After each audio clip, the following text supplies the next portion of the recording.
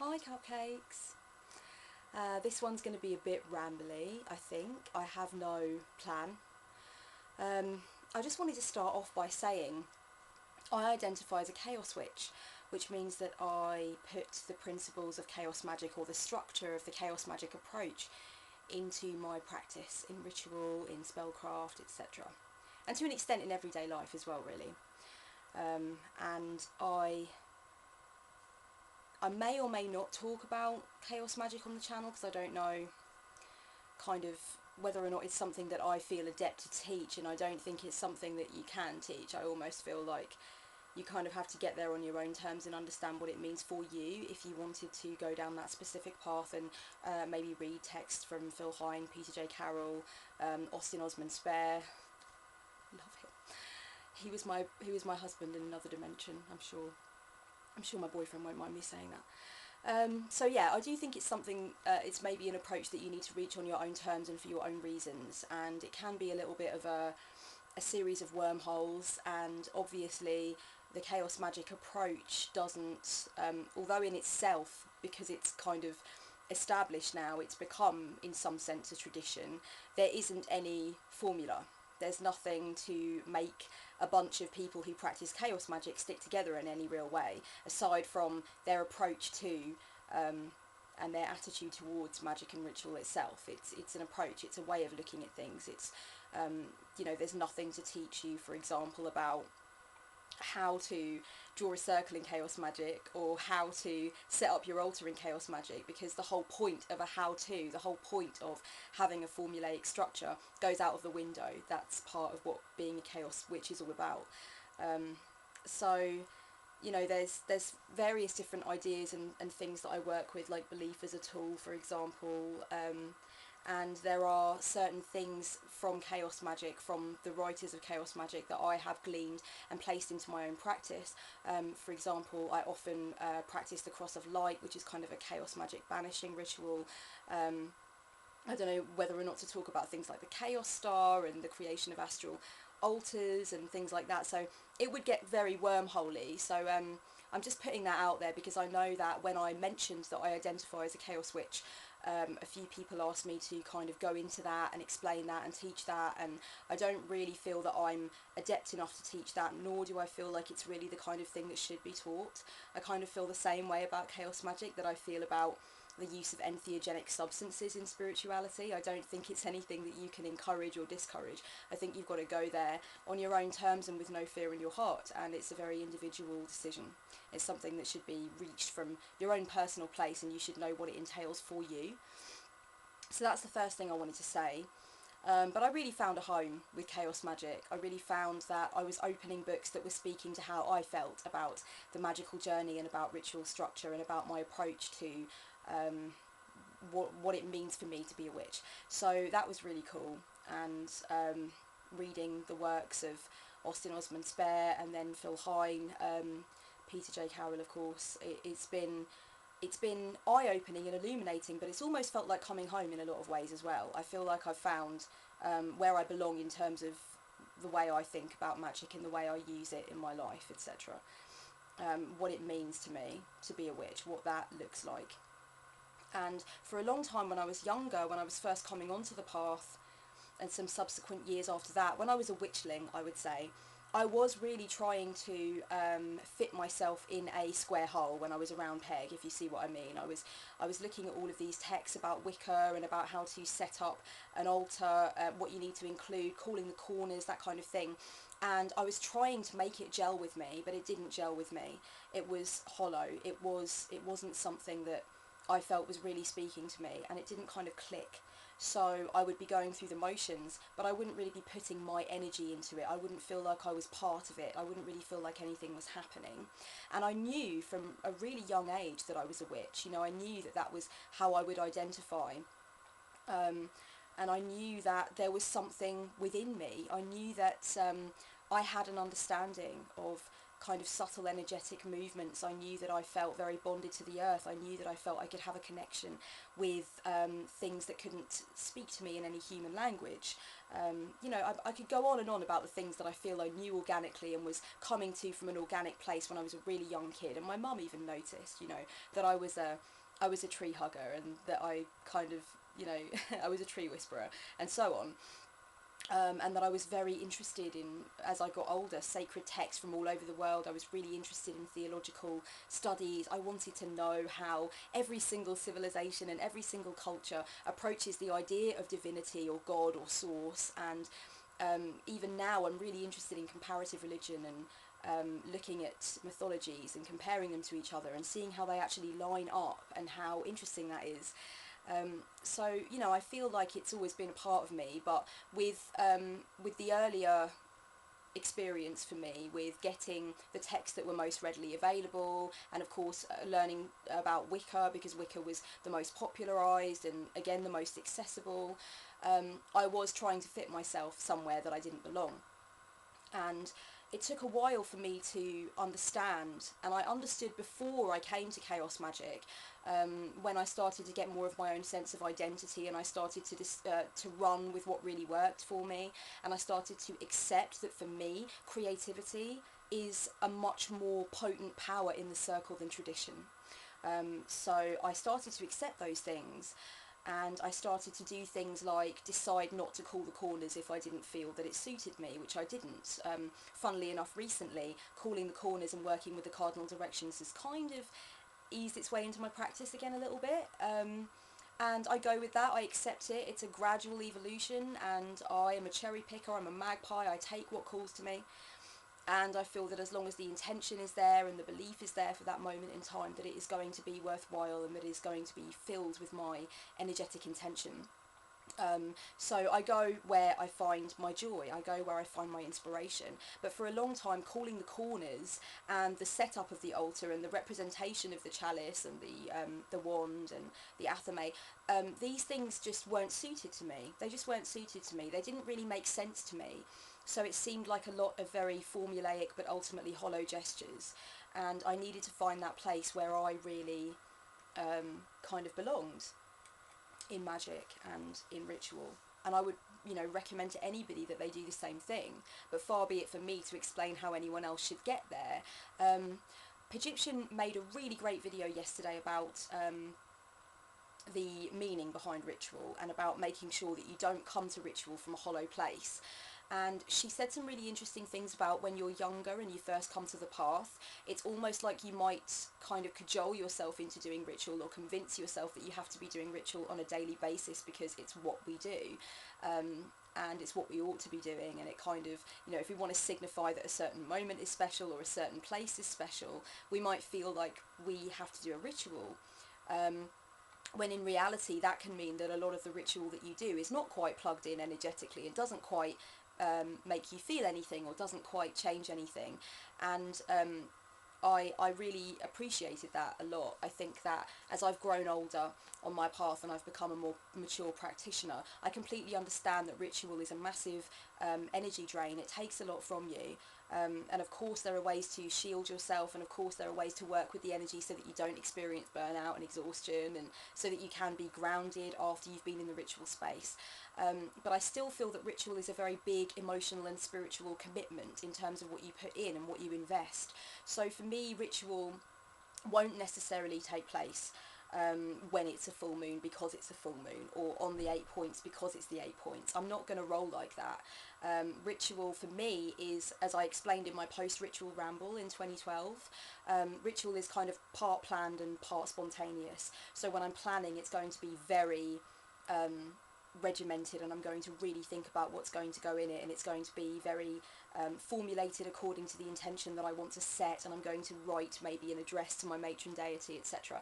And then the spontaneous part is basically just me allowing for unscripted stuff to happen in the circle, because I love that, you know, and that often happens, and I will often just start speaking, and it will just come, and it will be really inspired, or I'll decide to do some work with crystals, or I'll decide maybe to call forth a servitor from like 2 years ago or something. So I feel like I have that scope for exploration in the circle, and what I feel most like in the circle, aside from being a witch, is that I'm an artist. So I need to give myself that room to run around, and that's where a lot of really cool stuff can happen and does happen for me.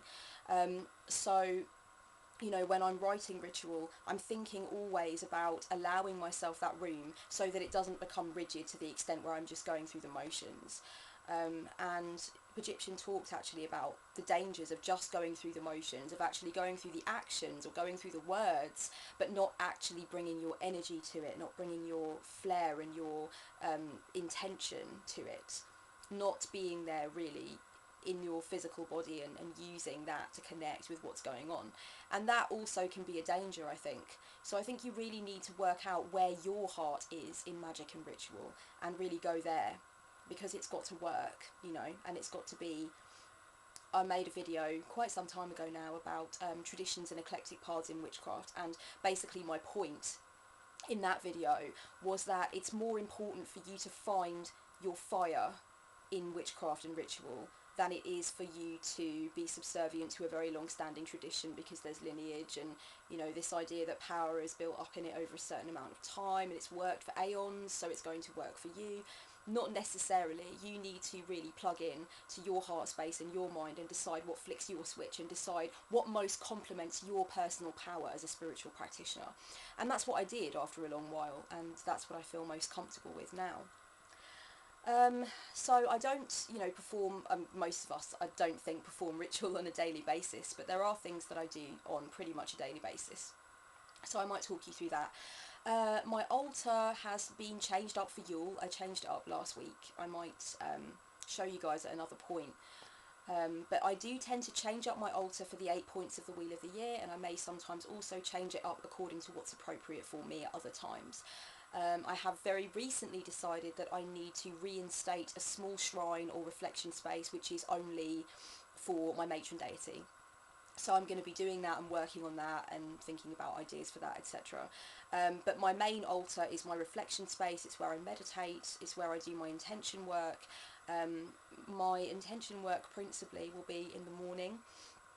I'll go through the prayer beads. I will kind of connect with my matron deity most days. That won't happen every time, but what I'll do is I'll use the prayer beads, and every alternate one will be to make my address to Hel, my matron deity, and to connect myself with her as, I guess you'd say, a child of Hel. And then the alternate beads will be to put out my intentions, to put out my energies, to decide where I want to send my intention and where I want to focus on, in my day. And I will put forth a lot of healing intention, and I'll put forth a lot of thoughts and feelings about my chronic pain, for example. I might set intention to do dream work or to have certain messages come to me in dreams.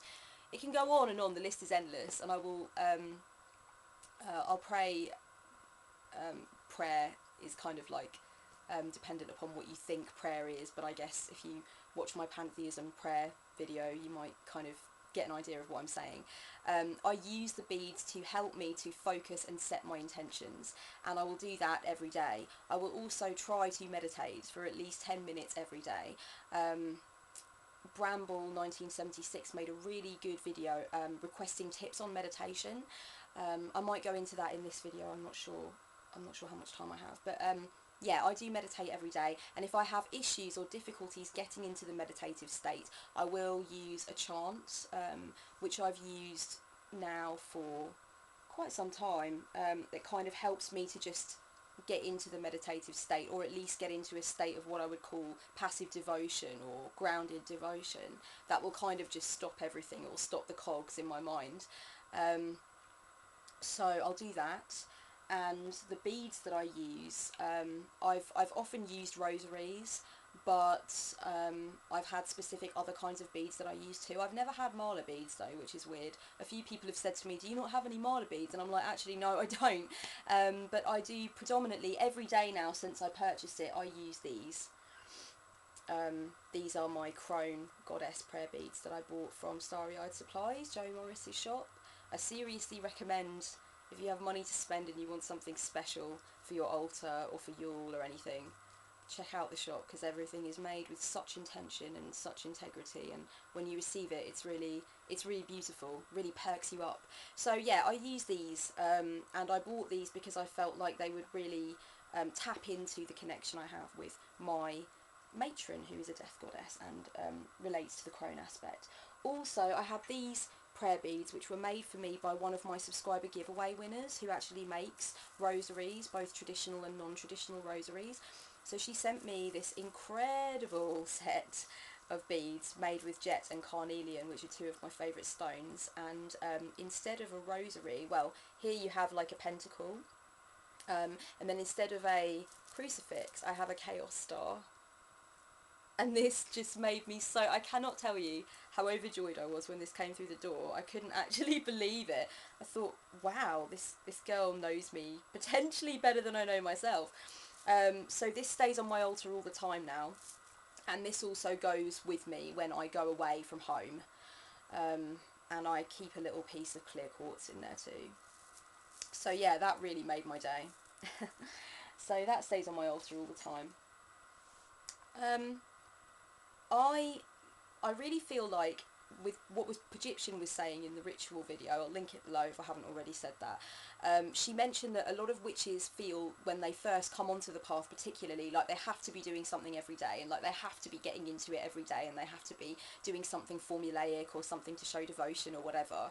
And I do feel sometimes she's right, that this can get a bit it can get a bit over the top, and it can actually create burnout, or it can create some sense that you're going through the motions but you don't really feel it. Like she said that just because it's a full moon, she won't automatically be doing a ritual. She'll be focusing on how much energy and intention she wants to invest in at what time, and I'm exactly the same way. There are certain times on the wheel of the year, of course, well, where I'll always feel energetically ready to do a ritual. Samhain, for example. Wild horses couldn't drag me away from my circle at Samhain. I'd be in it all day if I could. But yeah, there are certain times where I need to just check in with myself and think, okay, no, this isn't appropriate at this time or whatever. I always suggest if witches want to keep things witchy every day, and they want to connect with spirit every day in some way that kind of plays itself out in the tangible realm, then small daily devotionals to your matron or patron deity, or to universe, to cosmos, however you want to say it.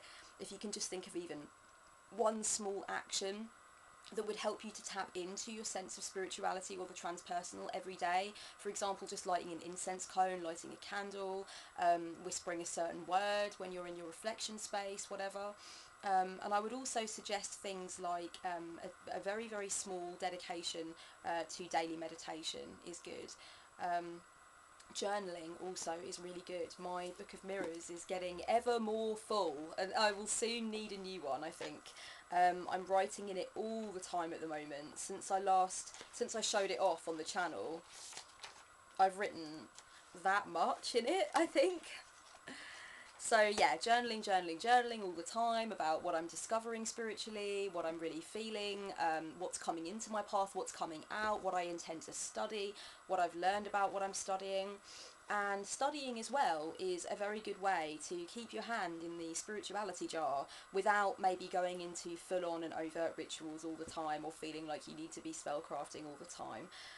I always have a few areas that I'm studying with some degree of frequency, and I really feel like this is not actually a separate part of my life from my spiritual pursuits. I feel like it's directly a part of my spiritual pursuits. So for example, at the moment, I'm rereading the works of Jung, which I told you guys quite a while ago now. This is my book for addressing everything that I remember from what I read before, filling in all the bits that I don't remember from what I read before, and really, really connecting with the work again from a new place in my life. I really feel like this is part of my spiritual practice. I don't think it's other to my spiritual practice. This book I am using for really getting clear and tight on the chaos magic principles. I'm just sort of going into the nitty-gritty, I suppose you could say, and looking at texts which are less obvious and less kind of written to inform, and more things like the Anathema of Zos by Spare, for example, which is an automatic writing. So I'm kind of breaking that down. I'm looking at the symbolism in that. I'm looking at where I could take that in terms of where it will progress magically, etc. for me. So again, when I'm invested in that, obviously I'm not in a circle and I'm not in this massive state of reverence, but I am feeling that it is spiritually nourishing for me, and I'm feeling like it's part of my spiritual journey to do that. Another thing that might help you to just get some reflection and some kind of committed practice every day is to use kind of this kind of book, like 1001 Meditations by Mike George, is just one example of many, many examples of a book that you can just dip into each day and take a little bit of time for reflection, for your spiritual evolution, for your emotional development, that kind of thing. Daily draws as well with tarot, of course, you know, I'm a massive proponent of that. And also reading poetry, which has a spiritual flavour to it. When you are writing ritual, and this is something that I'll probably go into at another point on the channel, when you're writing ritual and you're really trying to put meaning and potency into ritual, that's another time at which using poems and focusing on writing what you would most like to read becomes relevant. When you go through some of the more kind of popular texts about Wicca, things like that, that you pick up from a bookshop, like the resources that I was getting hold of when I was younger, I was reading ritual and I was reading these words and I was trying to take some inspiration from them, but it was very kind of like thou and hither and old school archaic language which is defunct and obsolete now, words that I don't feel that connected to in any way. And also I felt like, you know, it's not the kind of poetry that I would particularly like to read. So when I got a bit older and I really found my sense of self as a witch, I would use things like, for example, Rumi. Rumi is fantastic. You can place words from your favourite poems or from the poems that speak to you from a transpersonal perspective into your ritual. You can use them as chants, you can use them during your daily devotionals. You can really make your feeling when it comes to words in the circle come alive through thinking about the kind of poems that you like to read. And as a Chaos Witch, of course, I also have a tendency to embrace sacred texts which are sacred from my perspective but maybe not sacred for other people, like for example the works of Timothy Leary, Alan Watts, Terence McKenna. To me those texts are sacred. Alice in Wonderland was for a long time a book that I took into the circle with me and felt that it had different layers of symbolism that could really get me down to something exciting and something that I wanted to be a part of. Voices of Light, I practice bibliomancy with this book. I would recommend it to you actually. It's edited by Aliki Barnstone and it says spiritual and visionary poems by women around the world from ancient Sumeria to now. So the poems are about God and they are about connection with divinity, and this whole book is just full of gold, not only for you to maybe place into your circle or into your ritual, but also just to take inspiration from. I'm big on creative writing, so I will write my own rituals and I write my address to my matron deity for the 8 points of the wheel of the year, dependent upon what's going on and what I feel I want to connect to, because my matron won't always be central to what I'm doing in the circle, although of course Samhain she is, and you'll always find her there. But yeah, I write my address to hell from scratch each time, and I read you guys one in my Book of Mirrors video. So, you know, I do like to get creative, but I like to find the places where I seek inspiration from and not stick myself in a box, you know, not be told that yes, you have to write ritual like this and you have to involve this and you have to write it in this very archaic language like Shakespeare. You know, I like a bit of that, but I like a bit of a lot of different things. I mentioned in my big witchcraft book review that Book of the Witch Moon is very good for looking for inspiration for more left-hand path style rituals and understanding how you can really use words and language to empower you or to get you connecting with the sacred. Other things that I use, I have this book called 100 Artist Manifestos from the Futurists to the Stockists. I love reading artist manifestos. They actually speak to me on a level about how I can use magic and ritual and how I can really go out of the box with it and to think more deeply about my principles and about what I've learned and about my very own manifesto as a chaos witch, if you like.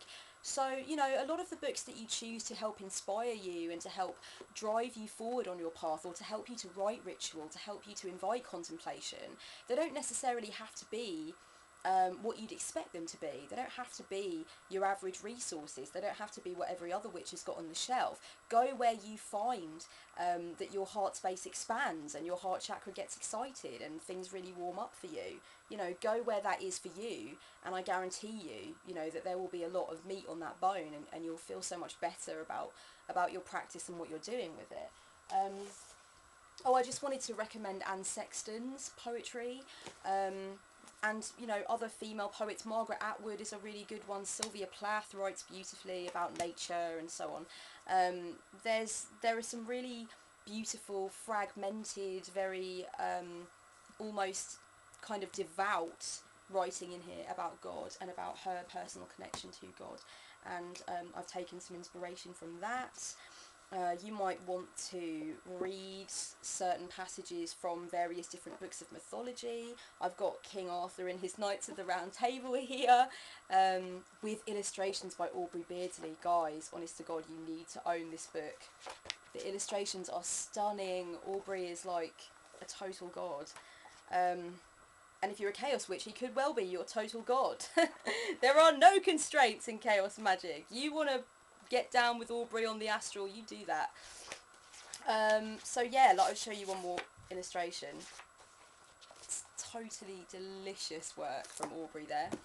I read the Norse myths. I'm very connected to the Norse pantheon, and there are certain phrases and words and stories that Odin, the Allfather, says and talks about that I actually have completely ripped off and stuck into my rituals, because they're so poetic, they're so meaningful, they're so profound, they switch me on so much, they plug me in so much. So I love that.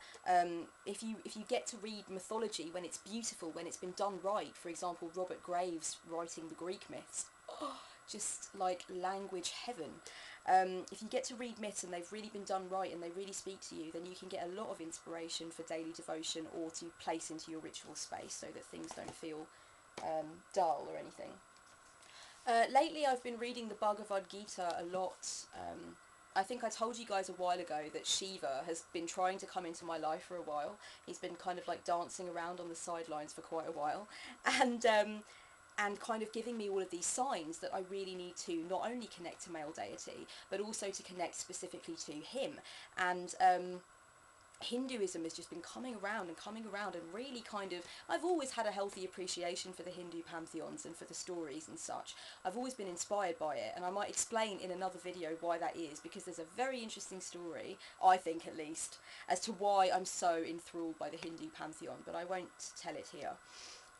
But yeah, another weird thing happened as well with regard to Hinduism. The other day, my landlady pulled out some bags from the cupboard under the stairs and said, oh, these bags are full of things that belong to people that lived here years ago, and I need to get rid of them. Do you maybe want to go through them and see if there's anything you want first, because there's quite a lot of stationery in there? And I was like, oh, I love stationery, yeah, I'll definitely go for that. So I was having a little look through, and I came across a wrapped, brand new, untouched version of the Bhagavad Gita, and it was almost like, it was like Hinduism was just shaking me, saying, come on, we've got the Upanishads, we've got this, we've got loads of cool stories, get into it. So I took it as yet another sign, and I cracked it open straight away, and I've been reading a little bit every night. So that's been quite inspirational, not necessarily for the writing of ritual, but as a text to immerse myself in and find inspiration from, so that's really cool. What else did I want to say? I wanted to talk a little bit about connecting with the Divine Masculine in my practice, because a lot of stuff has been going on with that for me. I've never had a patron deity. It's not something that I've ever been worried about, it's not something that I've ever looked for. I'm a pantheist, and I connect with Godhead in terms of what it represents to me and how it plugs me into the aspect of nature that it represents. So for me, I can be a total deity slut and it's all good. I will connect with deity and try to understand how it aligns with my life and what it tells me about the universe, and then I can move on. It's not like I've been desperately looking for this father figure in my spirituality, this one male deity that I can connect with. But this year, I've really been going through some feelings about perhaps needing to invite male deity, and perhaps needing to actually have more of a stable point of reference for male deity. And because I'm a chaos witch, I suppose I always assumed, because I'm a chaos witch, I'm very bonded with the Norse pantheon, and Hel is my matron. I always kind of figured that eventually it would come to pass that Loki, the sly one, the sky traveller, would be my patron. Because, you know, chaos, mischief, trickery, I'm a chaos witch, Loki is my matron deity's father. It kind of made sense to me that it would be Loki. And actually I have to report that it's not Loki, nor is it Odin, who I thought it might potentially be, because he's the god of words and writing, he gave us the runes, he's the all-father god. I kind of thought maybe he'd be in with a shot. But as I've been rereading the Norse myths, and it was kind of September time that I realised that I was actually getting symbols and signs and synchronistic things that were attaching me overtly to Tyr. And that's kind of interesting in itself, because Tyr is the one-handed god. He placed his hand in Fenrir's mouth during the binding of Fenrir, and that's why he has one hand. Fenrir is Hel's brother, also a child of Loki. This is really confusing for those of you who have no interest in Norse mythology. But yeah, it turns out that Tyr is coming to be more and more my patron. I had some dreams about him, and I felt very connected to him when I was rereading the myths, and also I've had a very strong connection for as long as I can remember to Tyr's rune. And I've kind of always felt when it's come up, the warrior rune, when it's come up in a reading or when I've been studying it, I've felt a closeness to it, and that kind of made sense to me over time too. So at the moment I've not necessarily actively worked with him, dedicated myself to him, anything of that nature. However, at the moment on my Yule altar I have 2 runes to represent the divine feminine and divine masculine, which really I don't do. I'm not a traditionalist in that sense, and it's not something that I normally do. So really this is the very first time that I have a personified male deity actually represented on my altar. And what I've done is I've used Hagalaz, which is Hel's rune, and Tioaz, which is Tyr's rune, and I've just placed them side by side on the altar with a candle between. And I really feel like there's something very satisfying about doing that. There's something very satisfying about having a patron, but it's not a decision that I've come to lightly. And as I said, I did think it would be Loki. That's what I suspected.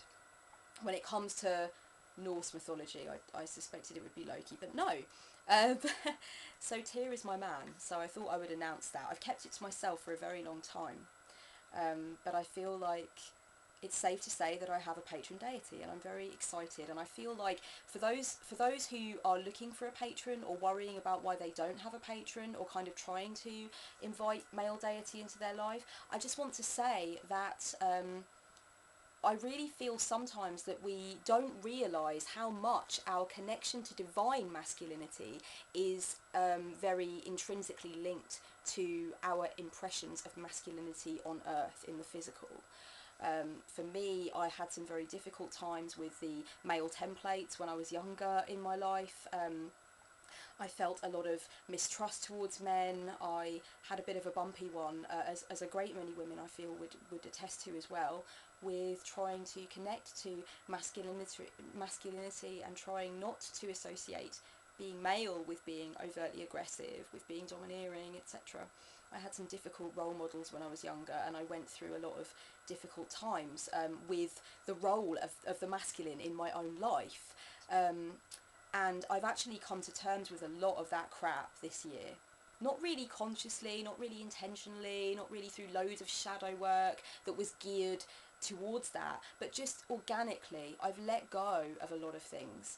And I'm also in a very, very happy relationship with a guy. I have very, very many male friends. I'm one of those women who has more male friends than female, but my very, very closest friends are female, but there are less of them, if you see what I mean. So yeah, I have a lot of male friends, and I feel like my connection to the divine masculine has been opened up and kind of well oiled as a result of things coming together in my life, and me kind of releasing a lot of the pain that I feel about my connection to my own father and so on. I feel like Tyr has kind of been waiting for me to understand that there is no void, that I will never be an orphan, that I have an eternal father, that I am my own father, and that I am the divine masculine, and that I can embrace the divine masculine in me, and I can show up for myself, and I can be my dad. And now I've come to these glorious, very overwhelming understandings, and I have a patron deity, so I'm really excited about that. Finally, I just wanted to talk about something else really, really exciting with you guys. As you know, from the tarot side of things, I am a hardcore Rider-Waite loyalist. I don't own any other decks. I own the Psychic Oracle deck because it was given to me as a gift by a satisfied client, and I love that Oracle deck, but I don't own any other tarot decks. I have tried to understand why the hell I don't just buy Tarot of the World Unknown, because clearly it was made for me. I mean, it's so inspiring and so beautiful, but there's something that stops me, and there's always been something that stopped me.